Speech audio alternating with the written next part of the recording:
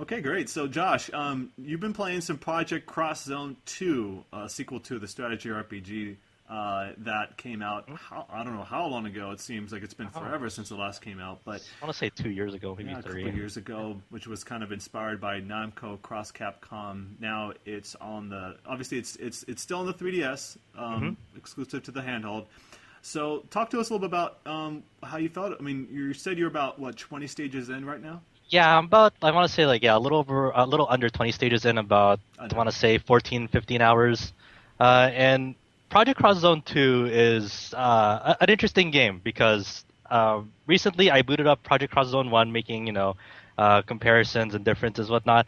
I'm really starting to appreciate all the mechanical changes they made to this sequel. Obviously, the first game was very mixed reception, mostly negative, because it fell into the same pit traps that this crossover series has done, like with Namco Cross Capcom. There's a lot of reinforcements. There's very lengthy battles, and it just stages could easily take over an hour plus, um, and it just and then there's a lot of like high HP enemies. It was just tedious to get through. I've heard like people also were upset about the story because characters were just kind of thrown in there all willy nilly and didn't have any Hmm. rhyme or reason for being there. Right. And That's that's kind of an issue with most crossover games, though, right? Yeah, it's true. It's very, very true. yeah. Project Cross Zone 2 rectifies a good chunk of those concerns and maybe a bit too much. Oh, So it's weird. So because they give you so many tools in this game that empower players to the point that like it kind of makes battles a little bit too easy and a little bit trivial. But it all depends on like whether this is a good thing for players or not. Because if you think about it, if you're making changes for a series that its main concern was that people just wanted to go faster, is that really a positive thing? no, it's like I want to get through this game. That's not great. Yeah. So I'll run down through some of the major changes from the first Project Cross Zone. One of the major new changes in this game is there's now a shop system, so you have currency in it to buy, restorative items for ailments, HP, to buy new gear for your, fighters to up their stats. Okay. Um, Okay, as someone not very familiar with either of the games, like, what did Okay. the first game use instead of a shop? Like, how do you get items? You just got it through battle. There was no shop. There was no shop in it. You just got it through battle. Like when Oh. you defeat an enemy, it drops something. So Sometimes basically, you're you- totally relying on loot for that sort Yeah, of things. essentially. So the way the battle flows in Project Cross Zone is totally different from Project Cross Zone 1 because how they deal with the turn system. In Project Cross Zone 1, it was like in other strategy RPGs in which, like, depending on like the turn speed of a character, a character gets his turn, and then an enemy, then an ally, and then another ally, then maybe enemy. Depends on like their inherent speed stat.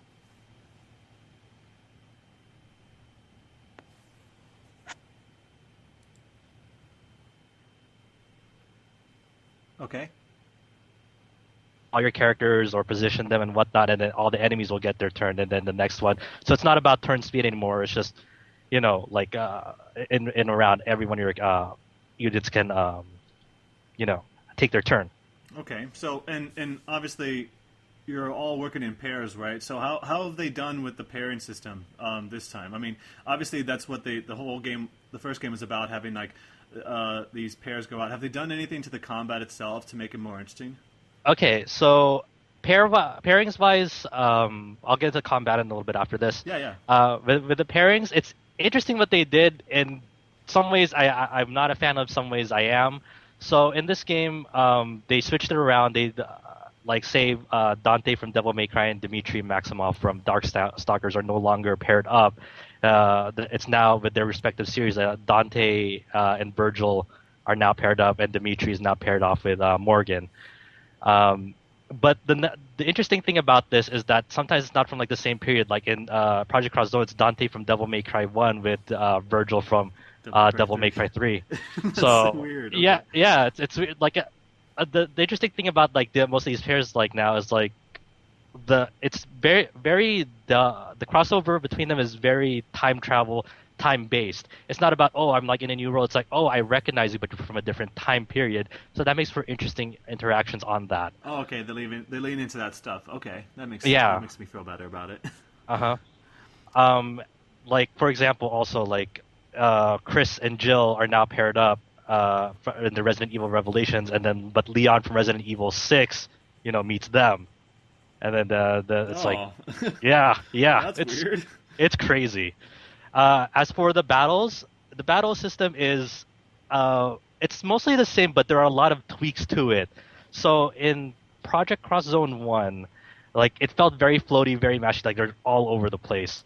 People didn't like that one. That's like one of the bigger complaints I heard. It's just like how there was no real strategy to it Yeah. in the strategy RPG sense. Yeah, in Project Cross Zone 2, there's definitely a more strategic aspect to it now because the enemies feel heavier in it. They don't float all around the place like in Project Cross Zone 1. There's a cross hit system in it, in which if you in Project Cross Zone 1, if like a solo unit and a support unit hit with your enemies at the same time, like with your conjunction with your main unit's attacks, they'll be frozen in place, and it's like called a cross hit Oh, okay. status. Sets them up. So yeah, so it sets them up so they're all like in just one place, so they'll get the brunt of your attacks and whatnot.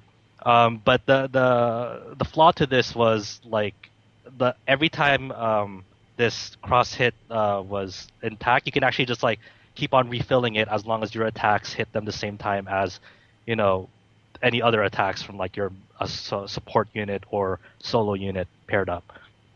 So like it's basically just kept the enemies in place forever, and then there's big HP sponges on there. In Project Cross Zone 2, it really mixes it up, and it threw me off for a few stages in which this cross hit freeze status, like it doesn't refill up anymore, like when you activate it.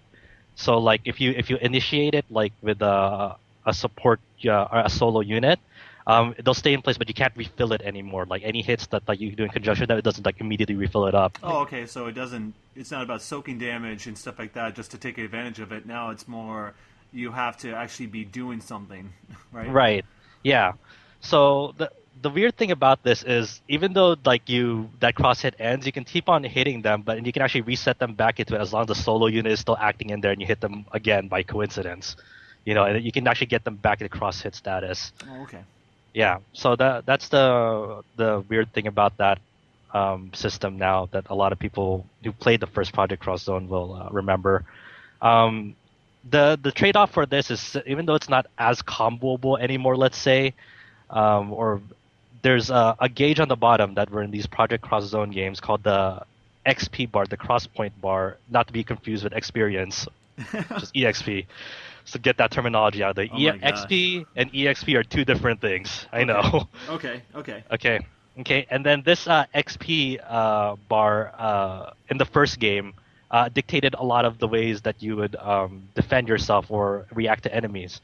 Like in the first Project Cross Zone, you would spend XP to either counter an enemy or defend against an enemy, or full defend, which means like just take no damage at the cost of expending more XP. Oh, okay. It's like a stamina bar, like in Dark Souls or something like that, where it's like yeah. you can only be using it for so long, but then it might break. Is that the kind of thing? Or like it's not necessarily stamina. It's more like a resource that can be filled up if you play well. So like anytime like you hit an enemy, like it'll fill it up. But if they're in that cross hit status, it'll greatly raise it up.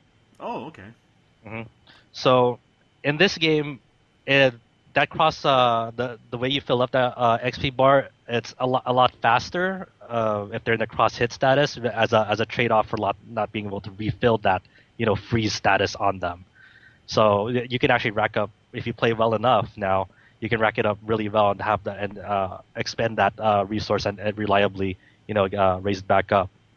Also in Project Cross Zone 2, they have a new, like you said earlier, like a stamina bar, like an SP bar now. Okay. Which wasn't in the first one. In the first one, you would rely on XP for everything, for your skills, for your countering, defending. In this one, skills are tied to SP, countering and defending. The only thing that consumes XP now is your full defense and your special like super skills in battle. Oh, so it's like a special bar for the XP, but obviously, other than that, you have another bar that just is dedicated to pretty much anything that's going on, kind of thing. Yeah, yeah. So it's really weird because That sounds the complicated a race little win. bit. It, Yeah, it it does sound trying to complicated, but understand it. yeah, but it's only complicated if you compare to the first game, right? Oh, Because you have like all these systems in place, but like the way to present it, it's actually not difficult at all. okay. Yeah. Um, So, like visually though, has it changed much from the first game? Not too much, but the first game's models or sprites were fine. They still move well. The nice thing that's I really appreciate now is the way they cut in doing special attacks and multiple attacks that's new in this version of Project Cross Zone. Kind of like The, is it like Super Robot Wars kind of style? yeah, like a map attack in Super Robot Wars. Like you can attack multiple units at once. They have these portraits that were in the first one, but they have like a more cel shaded look to them and the way they move. It's gorgeous. I really uh, dig that new stylistic choice for those types of encounters. It's and also the way they present the story now, which we're circling back around. Then the story is weird because it's more tightly knit in the sense that it's kind of like it's more of a sequel to Namco Cross Capcom than the first Project Cross Zone. Really? Okay. So is it more Yeah, about people in coming like going through portals and things like that and showing up in this weird world or something like that? they do like revisit like show up in new roles and stuff, but you'll have characters that like remember like say Captain Commando that hasn't been in the series since the first Namco Cross Kappa. It's like, oh hey, I remember you It's from like back okay, then. in jokes Yeah. or something like I don't get this reference. Uh, What they did? Okay. No, yeah, it's like wait, they met. It's like yeah, they're at Namco Cross Capcom, but a lot of people won't recognize it because that never got localized. Oh yeah, it's like you have to like there's a fan translation. That's like the only way anyone in the West Yeah, could have played it if they unless they knew Japanese, obviously. But man, yeah, it's the protagonists from the first Project Cross Zone haven't shown up at all, but they're if they show up, I don't know if they show up or not, but they haven't shown up. I don't know if they got tossed aside. Reiji and Xiaomu from Namco Cross Capcom retake that protagonist spotlight in this story.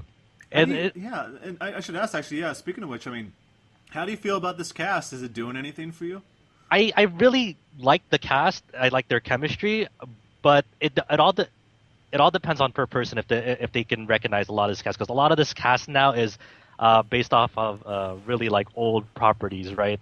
Like you have Hotsuma from Shinobi on PS2. It's like and Hibana from Nightshade, which was the sequel to that. Yeah, the game. Um, I think no one actually played that one, but it's like then you've got like Project Phoenix in there. You've got like Dot Hack in there, but I mean, you still have Dot Hack, but they yeah, put like what's that guy's name? Tetsu? No, I'm thinking like what's from like the Dot Hack's Infection and from Dot Hack GU series, and so yeah. You have Kite from Kite. so Black Rose from the first game is now gone. She's been replaced by Haseo, See, which that's is his Geo. name. I think Yeah. Tetsuo. What am I out of here? Anyway, yeah. So we got those characters in there. So there's been some new additions to the cast, of course.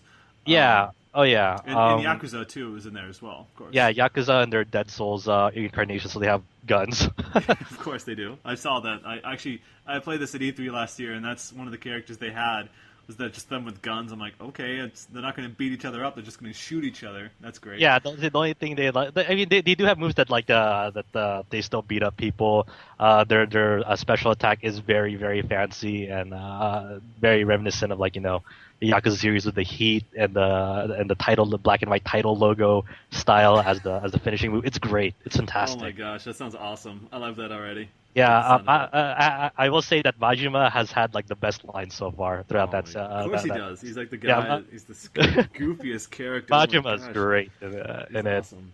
But they're like but a lot of the cast, like say like the merchant, for example, Sylphine, a lot of people won't recognize her because she's from Forgotten Worlds, and that's back in like 1988. What game? Like, What's that game? I've never Forgotten heard of that Worlds. game before. Exactly, I know. Forgotten It's Worlds. Oh my gosh. like I like the cast, but that's because I know a good majority of them. I can say 98% of them. It's total fan service. I mean, that's the whole It point, is, right? it is. And so they can't Yeah. just do a bunch of new properties. I don't think that would be as interesting if they just did a bunch of like Devil May Cry, like new Capcom stuff. Mostly because obviously Capcom and Sega and Bandai Namco, I mean, they can kind of hang their hats on the old properties that they don't really use as much anymore, unless it's like an arcade game or something. So I think that's awesome that they're doing something like that.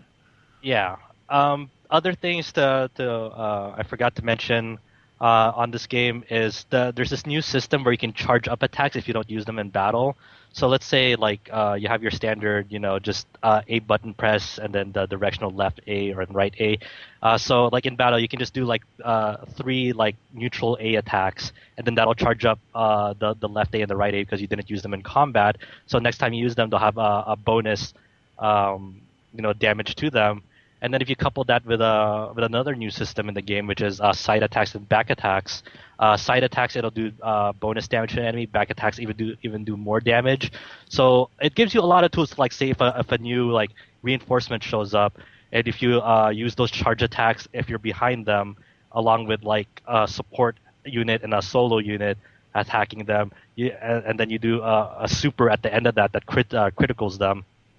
Like you do a lot of damage. Like you easily do. Like so, it's one of those things that's like I feel mixed on this right now because I understand the changes, but I'm not sure if that's actually speaking well about your product. About hey, we made these changes to make these battles go by much faster. Yeah, I think for the most part, it seems like it's a response to the people that didn't like the game. I mean, even if you read all the news, the press releases and things like that, it's like, hey guys, we fixed all the problems with the first one, so check us out again, please. Yeah. Obviously, they're putting a lot of money with all these licenses. I just think it's great that it was like announced for localization practically immediately. And so the fact that it came over so quickly, considering all the different properties that they have to work with, I think is great. And I really love crossovers, but it's all about how you deal with it. Clearly, it wasn't done so well in the first game, and so to see it come here with the sequel, as you said, it doesn't seem like you're that far into it. So I hope that it does better, because I think the ending of the first game, I think people had a much bigger problem with, so you're not even quite there yet. So I'm curious to see how that'll go. Yeah, I'm interested how it wraps up as well. I think it's really great that like they've really gone out of their way to like secure like even Nintendo properties in this. You'll see Fire Emblem characters, a character from Xenoblade Chronicles. That's right. I forgot about that. And then you'll even have like even traditional non-combatants like from the Ace Attorney series. So Phoenix Wright and Maya are their own solo unit in this game, which is insane, But is this an Intelligent Systems game? It's Monolith. Oh, yeah. So I guess that kind of makes sense with the Xenoblade. It's a Nintendo exclusive, of course. So that's still great. And yeah, can't wait to see what else that goes with. So looking forward to more of what you've got to say about that. So as we should say, Project Cross Zone 2, it's out on the 16th, right? Is that it? Or it's the 16th. 16th, February 16th. I think it's out in, like at the time of this recording, I think it's out in some territories right now. I'm not sure where, but as for the US, it is out on the 16th. Great. Okay, so we should be looking forward to a review from you soon on that. Check it out on the site, rpgsite.net. Thanks again, Josh, for telling us about Project Cross Zone 2.